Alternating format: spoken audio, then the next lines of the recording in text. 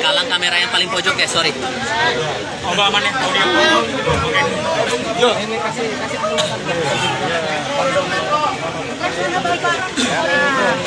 Hati-hati.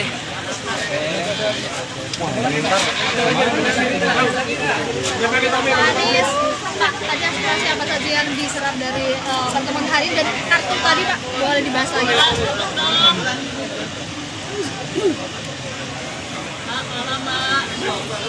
Jadi tadi kami membuka komunitas penyandang disabilitas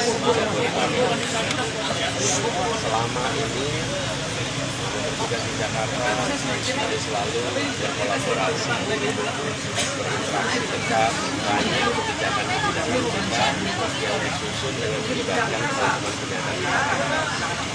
Berkali-kali kami sampaikan ada 4 kelompok yang rentan dan itu perlu perhatian khusus. 1 adalah penyandang disabilitas, 2 lansia, 3 adalah anak-anak, 4 perempuan khususnya ibu hamil.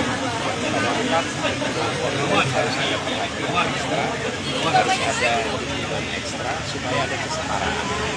Nah, khusus pada penyandang disabilitas, dalam diskusi tadi mereka menyampaikan agar kebijakan-kebijakan yang dikerjakan di Jakarta supaya ditingkatkan ke tingkat nasional karena mereka merasakan manfaatnya. Misalnya KPDC, Kartu Penyandang Disabilitas Jakarta. Dengan kartu itu mereka bisa naik kendaraan umum secara gratis. Kemudian mereka mendapatkan bantuan subsidi pangan. Kemudian mereka juga mendapatkan keringanan itu untuk kebutuhan-kebutuhan belanja mereka.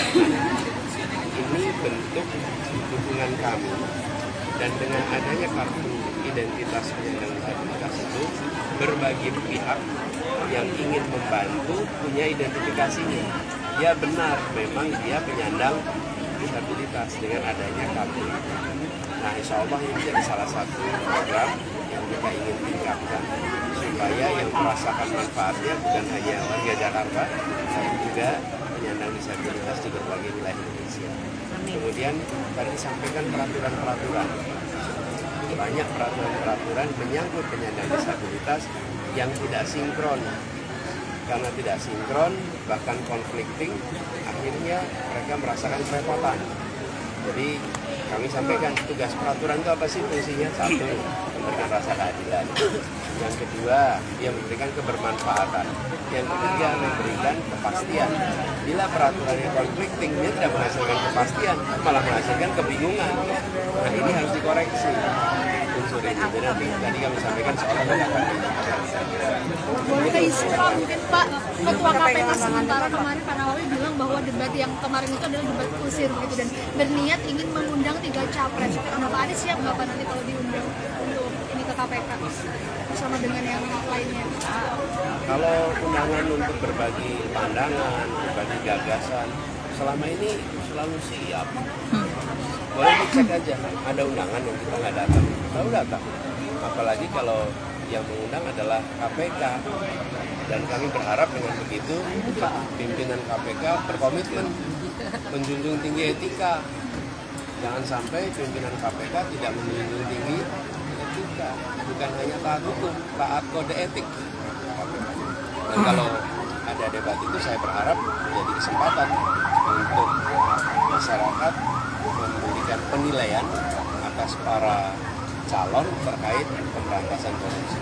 Mas Anies, soal utang itu persiapannya Caimin seperti apa Pak? Dari awal sampai acara berakhir, apakah dari story Pak Anies pribadi dengan kaum difabel? Iya, dengan masyarakat penyandang disabilitas memang hubungan kami sangat dekat. Iya. Ketika saya bertugas di Jakarta, kita setiap ada event selalu mengundang mereka. Dan pembangunan fasilitas baru selalu menyiapkan fasilitas untuk penyandang disabilitas. Teman-teman tahu Jakarta International Stadium?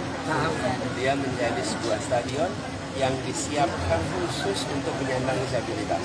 Jadi ada bagian-bagian yang digunakan untuk pengguna kursi roda.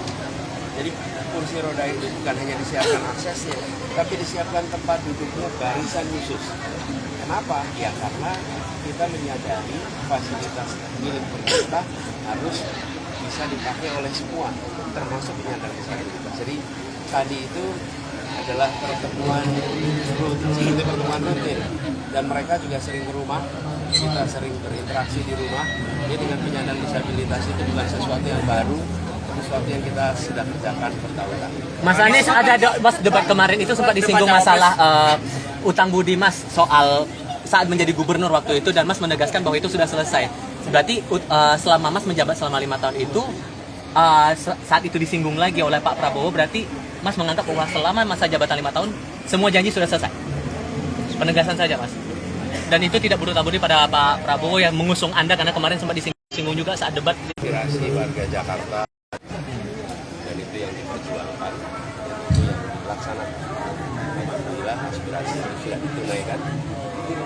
Kita bersyukur bahwa semua tanggung jawab di Jakarta telah tuntas. mendorong Pak Anies menanggapi yang terhadap kebijakan Pak Anies Presiden. Maka masyarakat Indonesia Bang Ilham. bervariasi, termasuk penyandang disabilitas, Gantian. lansia. Bila mereka mendapat perhatian, maka insya Allah yang lain aman. Pak Anies, terkait debat cawapres ini kan banyak yang bilang Gus Imin ini sangat diunggulkan dalam debat cawapres tersebut.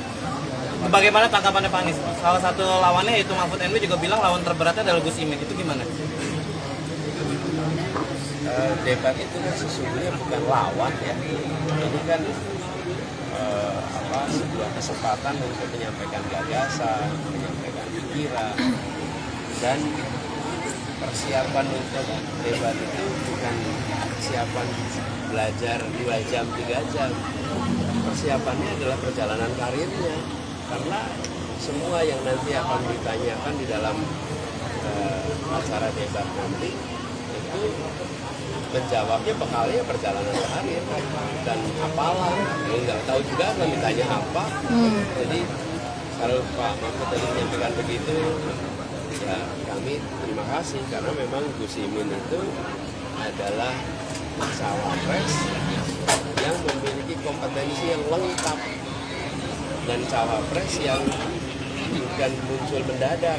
Ini cawapres yang sudah menjadi bagian dari perjuangan sejak muda. Jadi ketika beliau muda, aktif di mahasiswa, jadi ketua pergerakan mahasiswa Islam Indonesia, ketua nasional pula.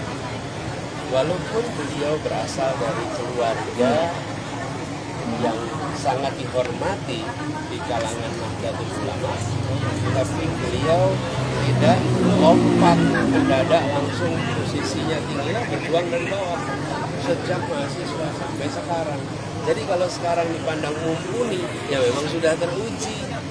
Terujinya oleh siapa? Oleh waktu, oleh tantangan, dengan keuletan yang dilewatinya. Jadi saya bangga sekali dengan pasangan saya, Gus Imin, dan saya tidak ada keraguan sedikit pun bahwa Gus Imin akan nanti dipandang oleh publik sebagaimana perjalanan karirnya selama ini. Soal ordal juga beberapa kali Anda singgung sejak debat, bahkan beberapa kali kampanye. Sebetulnya Anda mau menyasar siapa atau dalam kasus apa sih sebetulnya Mas? Ini ordal ini fenomena yang terjadi di seluruh Indonesia. Mau nonton konser yang dapat tiket mudah ordal. Pertandingan olahraga di kampung nanti aturannya bisa diganti kalau ada ordal. Membentuk sepak bola kesebelasan nanti ada titipan. Anak siapa, ponakan siapa masuk. Untuk berapapun lah, sekian, itu nanti ada titipan tuh kanan kiri. Jadi fenomena ordal ini bukan satu, fenomena ordal ini ada di mana-mana, dan itu artinya apa sih yang terjadi? Ordal membuat orang tak berprestasi mendapatkan posisi. Ordal membuat orang-orang yang karena koneksi bisa dapat posisi. Sementara yang dibutuhkan di Indonesia adalah yang berprestasi yang dapat posisi. Jadi karir misalnya ASN naik menjadi kepala bidang menjadi kepala biro, menjadi kepala dinas, menjadi direktur. Kita ingin prosesnya meritokrasi. Meritokrasi itu artinya apa? Yang berprestasi, yang dapat promosi. Tapi adanya fenomena ordal ini, apa yang terjadi? Yang punya koneksi yang dapat posisi. Di TNI, di polisi, kita menyaksikan bagaimana fenomena meritokrasi itu tergeser. Sehingga yang punya koneksi, yang dapat posisi, yang punya koneksi, yang dapat promosi. Nah, praktek seperti ini tidak pantas terjadi lagi dan harus dihentikan. Menghentikannya dari mana? Dari puncak. Kalau yang puncak berhenti mempraktekkan, maka ke bawah mereka bilang, ya negeri ini diatur pakai prestasi, pakai meritokrasi. Tapi kalau yang di puncak itu mempraktekkan ordal, maka yang ke bawah seperti saya bilang dalam debat, di Jakarta aja pakai ordal, apalagi kami. Tapi nargetin siapa sih omongan itu sebetulnya Mas Anies? Gimana Pak ya? Penegasan Pak. Pak Anies kemarin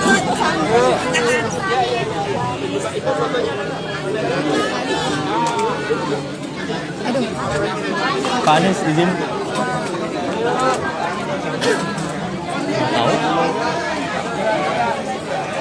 Oke, yuk, terima kasih. Ayo. aduh, astaga. Kabur. Serem. Aduh.